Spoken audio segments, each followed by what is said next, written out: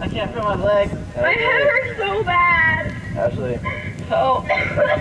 Ashley. My leg. Look up. Oh. Oh, my mom. The moment of impact can be terrifying to the victims. The lucky ones will have someone who witnesses the crash and makes that all-important call to 911. Others are not so lucky. Their crashes may occur in areas where the vehicle has left the roadside and is now hidden from view, such as in ditches or densely wooded areas.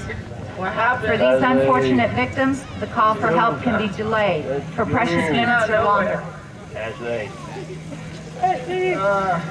Don't have my seatbelt on.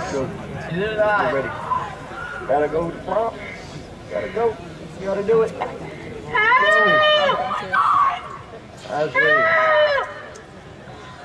Ashley. Call 911. Call 911, please. You're driving and 911, where is I can't feel my leg. Call 911, please. I can't feel my leg. Ashley's not waking up. She's playing around. What's going on? I don't know. No, she's awake. Look. Hey, Ashley, come on. Are they okay? There right away. No. Oh, jeez. Jeez. Help. What up, dude? Please help us. What? Please call the ambulance. Bud. 1250 Reed Canal Road, 1250 Reed Canal Road. Reference crash with multiple injuries, 2 vehicles involved.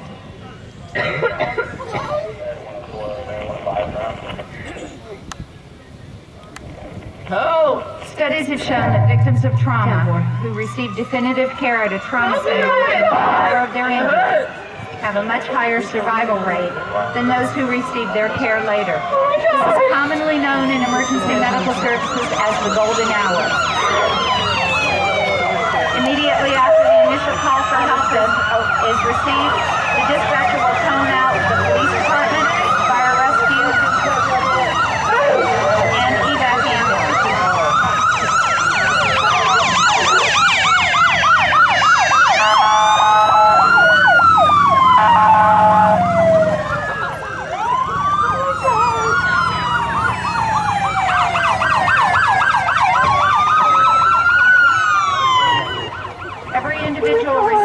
Has a specific job to perform and will often work simultaneously with the other agencies. Arriving on the scene, the police officer will contact the dispatcher versus police radio and inform him or her of the number of injured victims. The officer will also scan the scene to make sure that the scene is safe, making sure there are no gas leakings, no down power lines, or any other incidents that may jeopardize the rescue workers' safety. The hover's off-roading.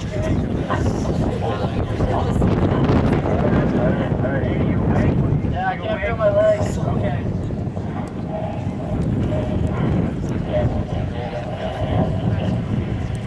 10-4, rescue has been notified they are en route.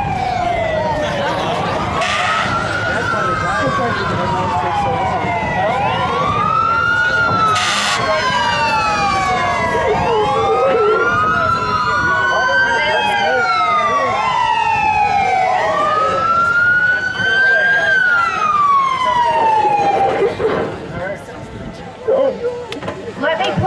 Inside the vehicle at the moment of impact. If you are the person inside the vehicle, your body will suffer 3 separate impacts. First, your body will be traveling at the same speed as the vehicle itself at the time of the collision. Second, your body will impact something inside the vehicle, such as the steering wheel, the windshield, or the dashboard. And third, your internal organs will be slammed inside your own body cavity. Again, traveling at the same speed as your vehicle.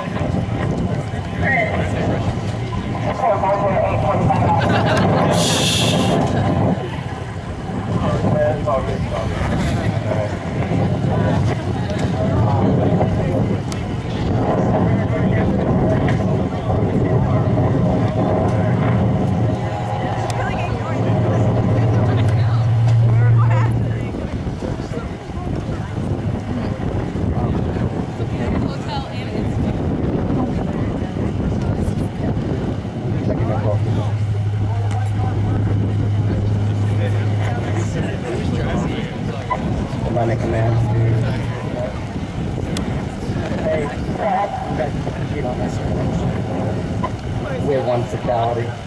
Go ahead and give me an administrative case. On arrival, fire rescue will make a determination of their own for hazardous situations that may be developing or not immediately apparent when the police arrive. Only after this assessment has been made can the victims be given patient care. In trauma victims, a quick visual assessment is done on each victim, quickly moving from person to person. This is known as triage. We choose the most seriously injured of the victims who will receive medical care first. For 2 of the victims today, care will be rendered. We're pretty much... For a third, nothing more can be done. No attempts at resuscitation will be made.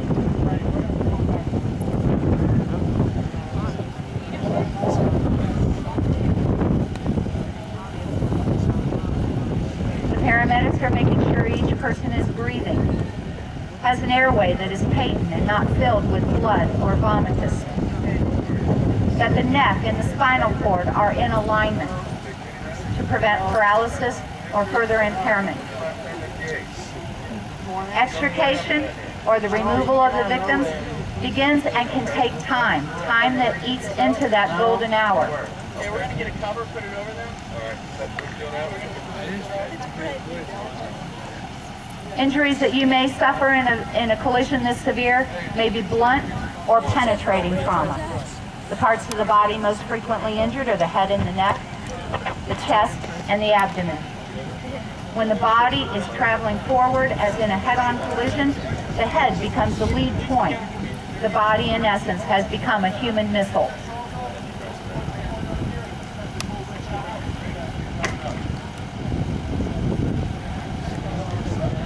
The initial impact will occur on the head or the scalp. The scalp and the face can be torn, causing minor to severe disfigurement. The skull can be compressed and fractured, driving bits of the skull into the brain matter itself.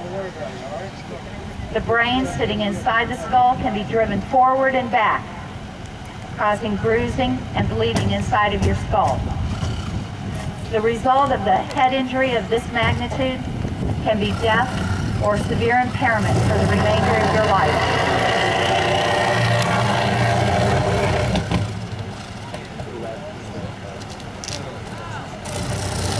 The cervical spine does not take well to an impact of this sort.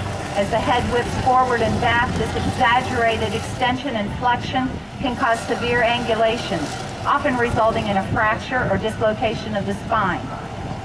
This can cause the spine to become unstable and either press on the spinal cord or sever it. The result is a person who is now paralyzed and must spend the remainder of their life in a wheelchair.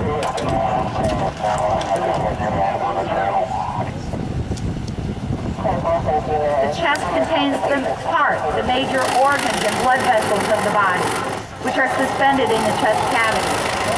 As the chest is driven forward and stopped by the steering wheel or the dashboard, the heart and major vessels continue forward, often causing a tear in the major blood vessels. Back in 1999, Princess Diana died from a torn aorta, which is one of the major blood vessels of your body. A torn aorta is almost always a fatal injury, often occurring within minutes. The heart can be bruised, causing fatal arrhythmias, which are an irregular heartbeat. Compression to the chest can also fracture ribs, which can puncture your lungs.